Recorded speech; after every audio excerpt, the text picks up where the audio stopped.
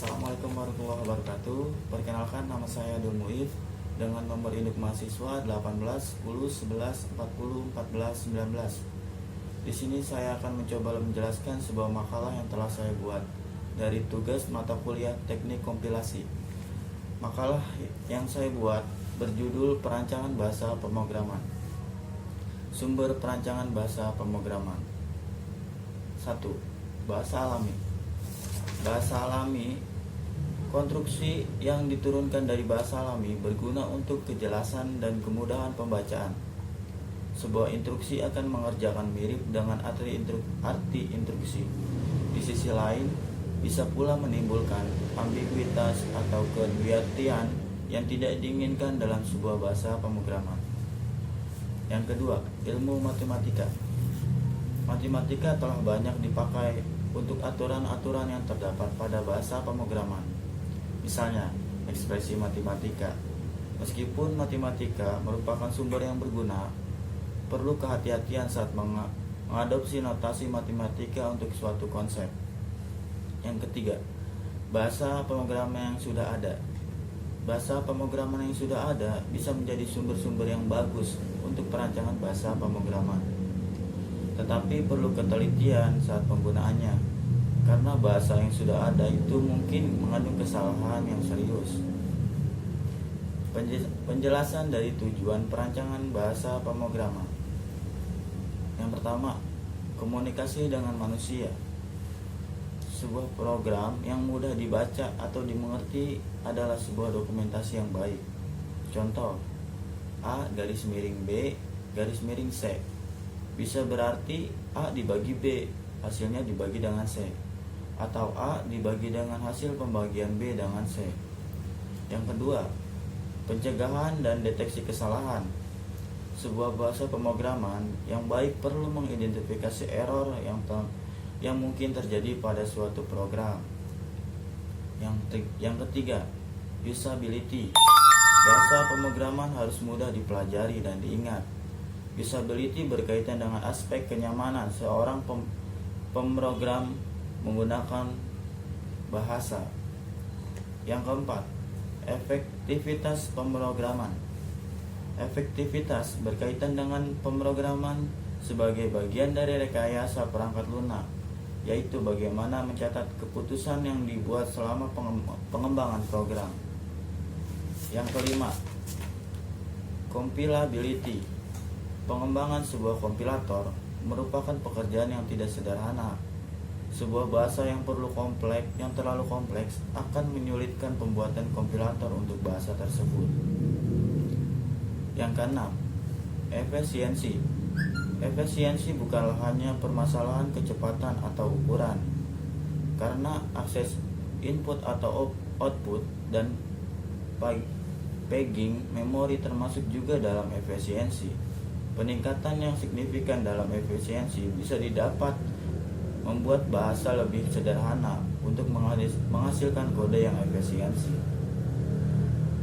Yang ketujuh, machine independent. Sebuah bahasa dikatakan machine independent jika dan hanya jika sebuah program yang telah sukses dikompilasi dan dieksekusi pada suatu mesin, saat dipindahkan ke mesin lainnya akan berjalan dengan input dan output yang tepat sama. Yang kedelapan, sederhana atau simplicity. Kesederhanaan dapat dicapai melalui pembuatan tujuan, perhatian pada keterbacaan, pendefinisian yang baik, dan konsep yang sederhana. Yang kesembilan, ada uniformity. Uniformity bisa didefinisikan sebagai mengerjakan hal yang sama dengan cara yang sama. Bila diadopsi sebagai prinsip bahasa pemrograman, ini bisa menolong mengurangi hal yang harus diingat pemrogram, karena akan lebih mudah memahami bagaimana suatu future akan dilakukan. Yang ke-10 ada orthogonality. Gagasan mendasar dari orthogonality adalah setiap fungsi bekerja tanpa perlu mengetahui struktur dari yang lain. Yang ke-11 ada generalisasi dan spesialisasi. Rancangan bahasa pemrograman. 1. Mikrostruktur mencakup masalah-masalah dalam perancangan bahasa yang mempengaruhi penampilan bahasa tapi tidak mengubah semantik. Aspek terendah adalah set karakter yang dipergunakan. Contoh, keyword sama dengan size. Penggunaan komentar sama dengan garis miring 2 atau bintang atau kurung buka dan kurung tutup. 2. Struktur ekspresi. Salah satu topik berhubungan dengan ekspresi adalah urutan dari evaluasinya. Metode yang biasa dipergunakan untuk menentukan berdasarkan pada 2 tingkatan. Yang pertama, explicit breaking. 2. Operator banding. 3. Struktur data. Terdiri dari deklarasi data, tipe-tipe data yang disediakan dalam bahasa pemrograman, strategi alokasi storage, lingkup dari variabel. Struktur data, deklarasi data. 1. Konstanta. Berguna untuk menuliskan konstanta untuk berbagi tipe data. 2. Tipe. Pendeklarasian tipe atau dalam konstruksi struktur yang lebih kompleks akan mempermudah penulisan dan readability. 3. Variabel. 4. Struktur data, tipe data. Sederhana, tipe data desara, gabungan, array dan record. Kompleks, tree, stack, dan queue. Struktur data atau strategi alokasi storage. 1. Alokasi statik. 2. Alokasi lokal, dinamis dan otomatis atau store produce. 3. Patentation, tidak banyak digunakan. Struktur data atau lingkup dari variabel. 1. Batasan untuk mengurangi kompleksitas sistem. 2. Biasanya digunakan pembatasan interaksi antara segmen yang berbeda. 3. Misalnya, penggunaan begin dan end untuk memulai suatu prosedur atau suatu algoritma. Struktur kontrol terdiri dari begin dan end, if, then, else, case of, repeat, until, for, and. Struktur kompilasi, tahapan yang berhubungan dengan proses kompilasi. Sebagai contoh dalam bahasa C, pada saat kompilasi ada beberapa tipe yang terpisah sehingga membutuhkan penyisipan file tersebut dengan menggunakan perintah include.